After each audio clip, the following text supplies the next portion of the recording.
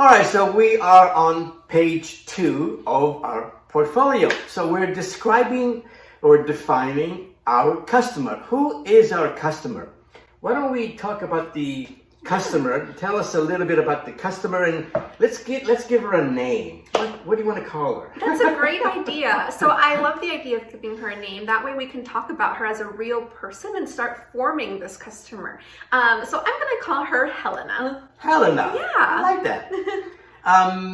And age-wise, what do you think? How old do you think Helena is? So I'm thinking about the line I'm going to sell her, right? And so she needs to have enough money. She needs to be in a place in her life where she can purchase this contemporary line, because that's what we talked about in our last lesson, right? When we talked about our brand. But she's also young, because this is inspired by something more cutting edge and fashionable. So I'm going to say in her 30s. For the sake of Helena, let's go with 32. 32. Yeah. She's 32. Okay, great.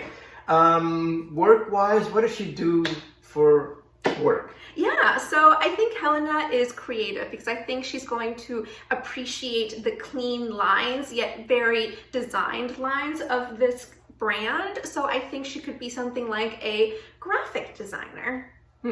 She probably has a monthly budget allocated for her clothing. What do you think that would be? Yeah, so I think Helena is a person who, and anyone who shops at this brand, is a person who appreciates quality over quantity, right? So she might buy 1 or 2 pieces a month rather than buying fast fashion for a lot less and more pieces. So I think she probably allocates maybe about $300 a month, and she would probably end up having a salary of about $100,000. Obviously this can vary, but we're just talking about Helena right here, right now. Yeah. That's good. What about psychographics? Yeah, so psychographics are about her, right? What does she do? What does she think about?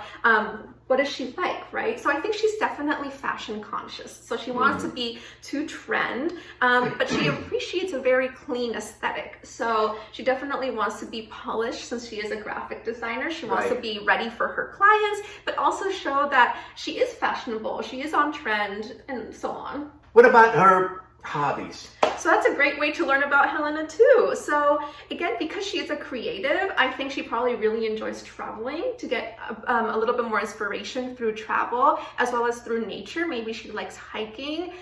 She probably likes doing yoga and things that center herself as well through exercise. She probably likes doing social things as well, maybe like farmers markets, wine tasting. Again, with this less is more kind of idea, right? She's polished. This is her. Yeah. Yeah. That's right.